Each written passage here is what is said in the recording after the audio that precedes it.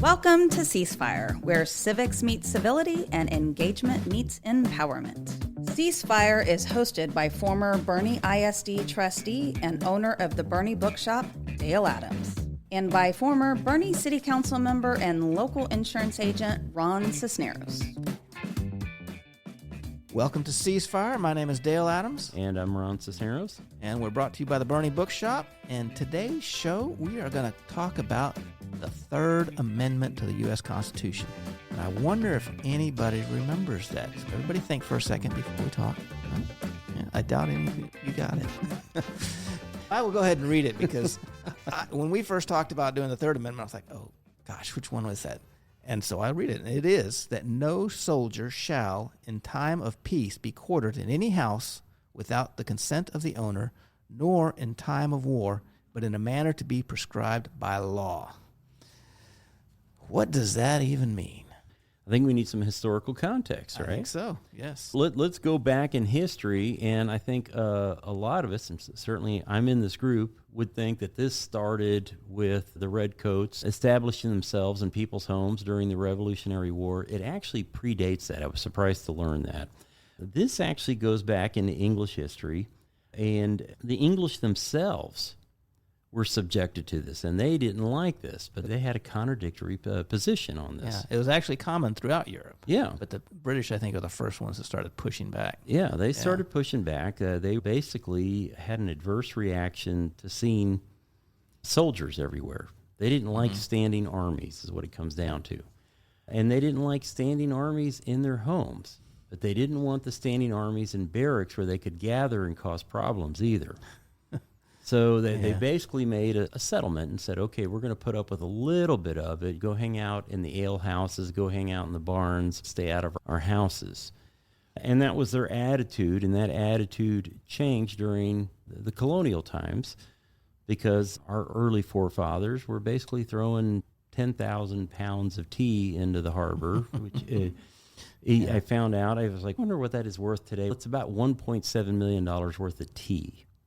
It just seems un-Texan, but I understand why they did it. I support them. That's one of the reasons why we drink coffee in America. Because that everybody right? said, we're not drinking tea here. We hate the British, so we won't drink tea. And so coffee took off in America, and now we all drink coffee. Huh. Oh, that's it. I didn't know that. Yeah. Except social rejection of the Britishness of tea. Yeah, but then the Texans took up tea again, right? They put ice. I mean, it comes back. Yeah, good. But yeah. So that's the historical context of it, and it was ratified. The Third Amendment was ratified on December 15th, 1791. Way back when. Yeah. And digging around, looking for some more notes, I discovered it's one of the least controversial amendments with the least amount of litigation, and it's never been argued in front of the Supreme Court. Never, huh? Never at all. I think everybody probably agreed with it. Yeah. For the most part. Yeah. I think one reason that the kings and such like to use it is because it was a way to suppress people, because you didn't have to necessarily declare martial law or lock people up. You could just have the soldiers go live with them. And it's really hard to develop a sense of community to bond together to push back against the king when you've got the soldiers in the next bedroom. Yeah. And so during the French Indian War, there was a lot of that happening in this country. Yep. And it wasn't just the soldiers staying in people's homes. Those people were responsible for feeding them, providing them firewood, and then they had to provide them with beer, too. That was another provision. I was shocked by that. I was like, wow, that could get very personal. I'll give you a place to stay, but stay out of my fridge. Yeah. I think the beer was because water back then wasn't necessarily clean. Possibly, yeah. Very interesting. And then, of course, we had the Revolution. Yeah. And we put that into the amendment. We had very sore memories about that. And we said, okay, that's not ever going to happen again. And here we are. It's 2025, and we wonder, is that even necessary anymore? What's the likelihood of the government saying, Dale, we got to put down a rebellion in Texas. We're going to need to borrow your home for a little bit and put some soldiers there. I think it is necessary because the reason we haven't had an issue with it is because it's very direct. It's like, the soldiers aren't going to stay in people's homes, period. Right. And because of that, the government never thought to use that tool that the kings used to use to suppress people. And I think if we took it away, There are some places in America that are rough. And, okay, I'm going to use an example. Inner cities. They're rough neighborhoods. The police tend to not go to them. Mm-hmm. But the city could say, you know what, we're going to have some policemen live in that apartment complex so that they're there all the time, regardless of what the apartment owner wants. Now, that may be a good idea. I don't know. I'm not arguing that. I'm just saying that I can see the government utilizing that as a tool in their effort to get people to behave in one way or another. So I think we do need to keep it. Okay, so a couple of thoughts here. As I stated earlier, it's not ever really tested. It's never been in front of the Supreme Court. It's just a given. It's never going to happen again. But we also have the First Amendment, which says that I have the right to speak freely. I have free speech. And yet we've seen challenges to that. There's questions about what I'm entitled to. What does that mean? Larry Flint obviously had a very different interpretation of that, right? Hey, I can publish smut and you can't say anything about it, right? Right. And so there have been people that have debated how far does that go?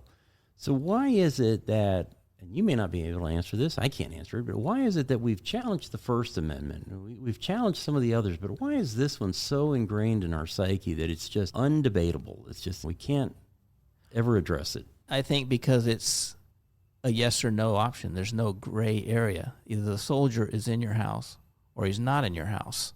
There's no, oh, he can stop by for tea, or you have to feed him, he's coming. It's either they're there or they're not. And so I think it would be very hard to argue small gray areas in that amendment. Now, when I was reading it this earlier, it did occur to me that how far do you take the prohibition against them living in your home? Does that mean I have to support them? Or could you argue that I am not supposed to support soldiers, so I don't have to pay, constitutionally, I don't have to pay taxes to pay for the military? Mm-hmm. Now, I'm not sure that would go anywhere, but that's the only sort of gray area that I can see you work in that one way or another. If you tried to argue that my money shouldn't support the sheltering of soldiers. Right. So here's a gray area, maybe. You know, in Texas we have this thing called the Castle Doctrine that gives you, it basically, in a nutshell, says that my property outside of my home, like my car, that I can defend that, right? Right. It's the house and the car, not the land. Castle Doctrine does not apply to land. Oh. Interesting. So what if, when they use the term soldier, we didn't have an Air Force. We didn't have these other branches of the military, right? And so did they mean soldiers, as we think of them, as the Army or the Navy or the other branches of the armed forces? Or were they speaking about agents of the state? Would a police force be considered the same? That's a good question. And if so, if a policeman wants to commandeer my vehicle, is that covered by this or not? And they do that. That's interesting. I don't know. But I think that's a good point, because I think that they were referring to simply the users of force, the soldiers, and police officers are users of force. So they might incorporate that, but maybe not other civil servants or people designated by the government you should house. And actually, we do have some of that now. We have some of the immigrants that are coming in. The government saying this immigrant has to stay in your hotel.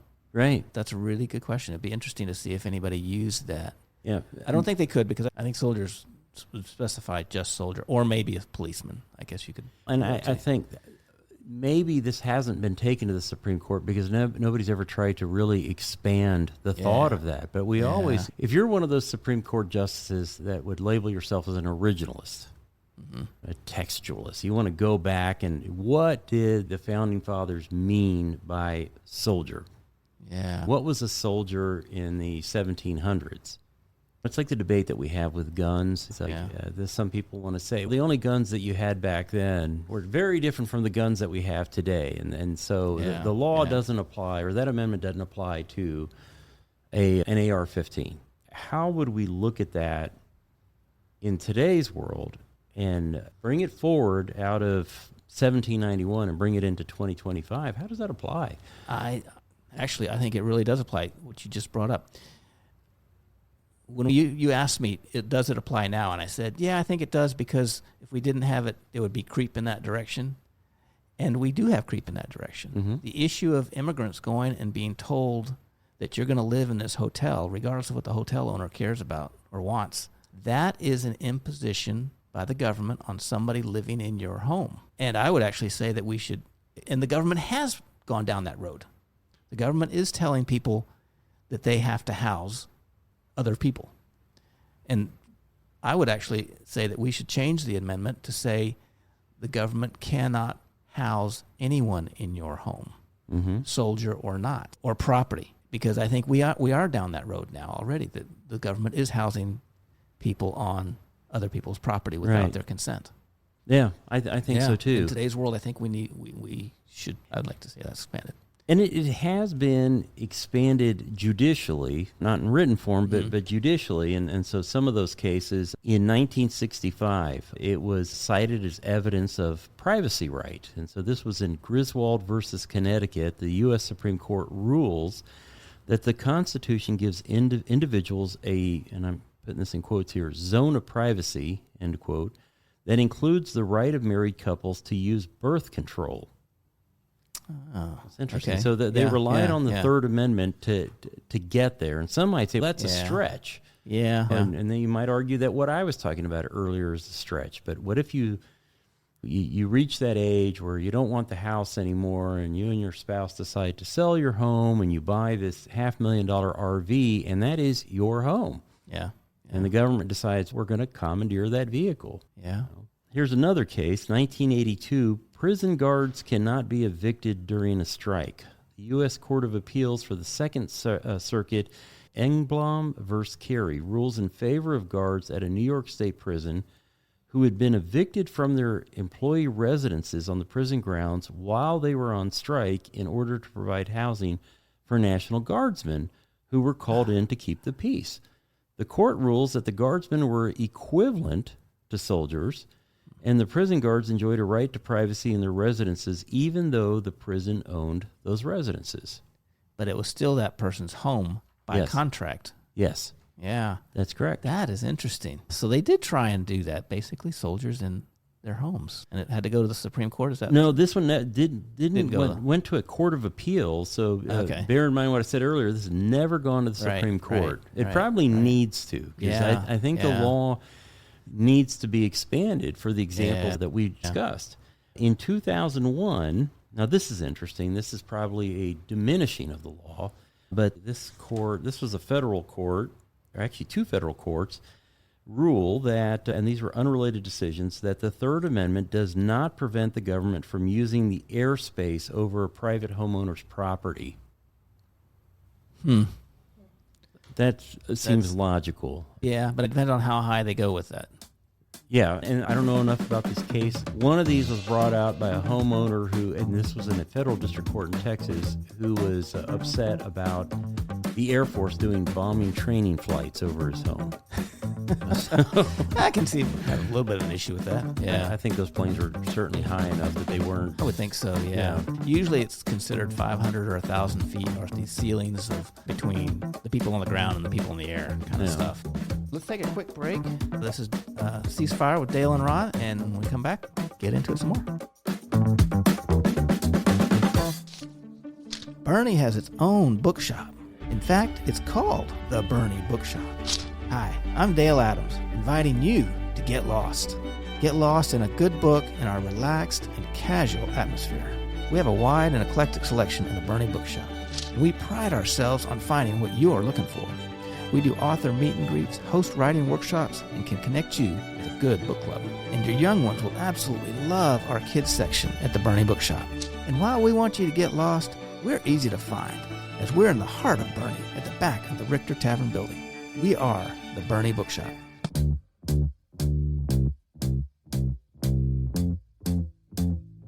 Welcome back. This is Ceasefire with Dale and Ron, and we've been talking about the Third Amendment, which is about quartering soldiers in your home.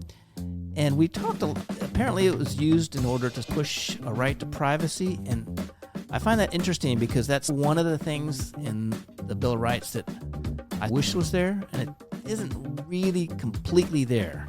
So the right to privacy, I think, is really important. I think that's what they're trying to get at. Yeah. Now, what is it? The Fourth Amendment, I think, talks about somewhat your papers are private and they can't do unreasonable searches and seizures. But the whole thing about the birth control was these people are allowed to take birth control if they want. They have a right to that. But it's not really articulated in the Constitution that you have a right to your own body and do what you want with your body. And the courts have stretched and twisted things to try and give us that. But honestly, I feel like we should have an amendment that said you have a right to privacy. And if you don't want to tell anybody anything about you, you don't have to. I've always struggled with that because people say, I have a right to privacy. And and not that I'm against that, but it's not written. No, and so it's not. I ask them Where. Show me where it's written. And I'm not trying to be Big Brother peering in on you. In fact, I'd love for you to have that right. Yeah. My problem is that it's not actually written.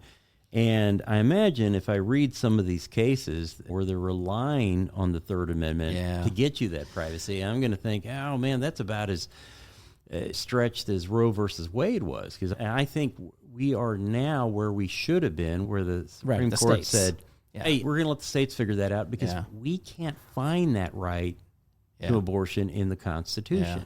A lot of people didn't like that ruling, but I think it's the correct ruling. Let the states decide.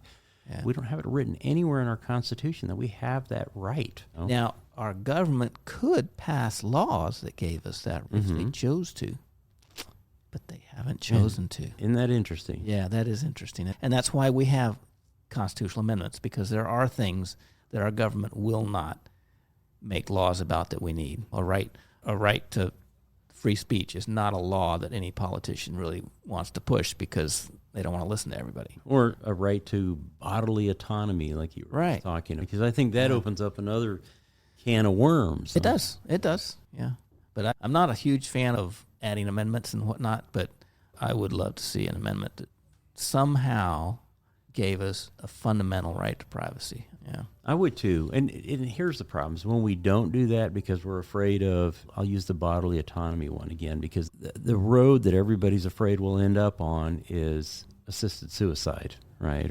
Or people, and there are people that do this that want to remove digits or remove. I forget what it's called, but there's a. You think you shouldn't have a limb? Yeah, I can't remember what it's called, but yeah. We don't want to go down that road, but when we don't enact laws for fear of a consequence, then what happens is the courts decide them for us. Yeah. And so you were either for Roe v. Wade or you were for the complete opposite, right? And so we end up with 9 people deciding for us. Rather than the people that we've elected to decide for us. And what's happening now that Roe v. Wade's gone down is each state is having to argue this and discuss this, and there's nuances that are coming and going in different states. And that discussion that should have happened 50 years ago is finally happening. And it's going to be messy, and people are going to be unhappy. But in the long term, I think it's definitely going to be the best way to approach the issue. Yeah. Agreed. Okay, but let's get back to the Third Amendment. All right. And I'm going to bring up the book that I brought up today. This is not exactly about quartering soldiers in your home because I don't actually have a book on how to do that. But it's a book written by one of my staff, Paul Davis, is an author, and he's a history professor. And he wrote a book called Masters of the Battlefield, and it's great commanders from the classical age to the Napoleonic era. And it's all about the great generals of history, basically. And it's a neat collection of just all the big battles and how they won and what was so inspiring and unconventional about how they achieved their victories. And so it's a pretty neat book. And we got it at the Boerne Bookshop. Excellent. I didn't realize he had written a book. He's written several books. Wow. Yes. Pretty cool ones, yeah. You got some great people working for you. I do. Yeah, I like them. I've got one more case. This is interesting, where the Third Amendment was used, and this is in 2004, and this was Padilla versus Rumsfeld. This was about a homegrown terrorist named Jose Padilla. Do you remember this guy? Yes, I do. Yeah. So he was born in the United States and had a troubled childhood, always in and out of trouble with the law. and then eventually moved away, and he spent time in Iraq and Afghanistan and some other unsavory places, getting involved with terrorists. And he came home, not sure why, and was immediately arrested and detained for several years without trial. And because President George Bush, had him categorized as a terrorist. So no trial, and eventually, using the Third Amendment, the courts decided that you can't do that. You can't deprive an individual of his liberty, even in a time of war. How does the Third Amendment come into play, though? I don't really know, but they used it, and it's one of the cases that I found. Let me see here. The court reasons that although the Constitution has a few specific grants of special authority to Congress that allow it to override individual rights, the Constitution makes no such grants of authority to the president. And since it was Bush who had declared him a terrorist and had him arrested, he basically had no right to do so. And so if you're detained for 4 or 5 years due to some law you broke, that's okay. And I know there's cases of that where you're never brought to court and you're just in jail forever and ever. That still happens here in America. But if you're designated as a terrorist, you're given a label, bad guy, they can't use that to detain you. Yeah. Huh. Yeah. Interesting. Okay. Yeah. So they eventually brought the guy to trial, and he's in prison, just so everybody in this room can 'Cause rest he did break easy. laws. Right? He did break laws. But they were forced to try him on other charges. What they were originally keeping him for, they could no longer use in court. They had to find other reasons to get him jailed. Yeah. And in retrospect, even though I don't like the guy, I don't like what I've read about him, I think that the idea that a president can say to his staff, we're going to arrest that guy because I don't like him. He's an American citizen, and he was hobnobbing with the wrong people, but we're going to arrest him and we're going to detain him indefinitely. Yeah. I don't think we want the president to have that kind of power. Yeah, I agree. And it gets back to taking the easy road or doing the right thing. And he tried to take the easy road by saying, okay, we'll just give him a label and then we can do whatever we want. And sometimes it's not the quickest way to do things is the right way. And so people want to take shortcuts, and you got to make their job easier. And I hear that all the time about new laws saying, look, we need to make it easier for this person or that person, the civil servant, the policeman, the fireman, whatever.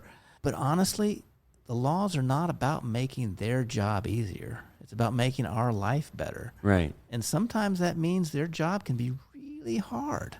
And in that case, it was. Yeah. But they did the right thing. This guy ties back to a show we did a few weeks ago about the silly laws. And a lot of those come about because they're just trying to make government's life easier, but they make our life more difficult. Yes. And really we need to flip that script and say it needs to be harder for them to prove my guilt. It needs to be harder for them to subject me to X, right? It's the burden should be on the government, not on the citizen. And I actually see that a lot.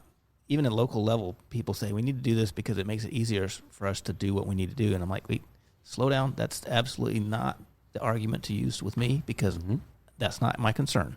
How easy it is for you is not my concern. How it is for the citizens, that's my concern. Hey, folks, if you like what you hear on the show and you want to get some more of it, Dale and I would like to invite you to Whiskey and Wisdom, a new book club that started late last year, and we meet every other month. And that would be the third Thursday of April, June, August, October, and December.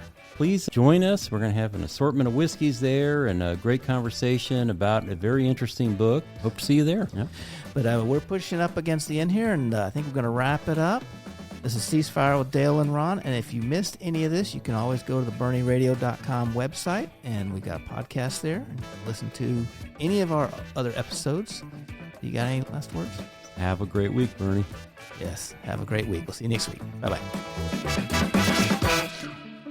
Boerne has its own bookshop. In fact, it's called the Boerne Bookshop. Hi, I'm Dale Adams, inviting you to get lost. Get lost in a good book in our relaxed and casual atmosphere. We have a wide and eclectic selection in the Boerne Bookshop, and we pride ourselves on finding what you're looking for. We do author meet and greets, host writing workshops, and can connect you with a good book club. And your young ones will absolutely love our kids section at the Boerne Bookshop. And while we want you to get lost, we're easy to find, as we're in the heart of Boerne at the back of the Richter Tavern building. We are the Boerne Bookshop.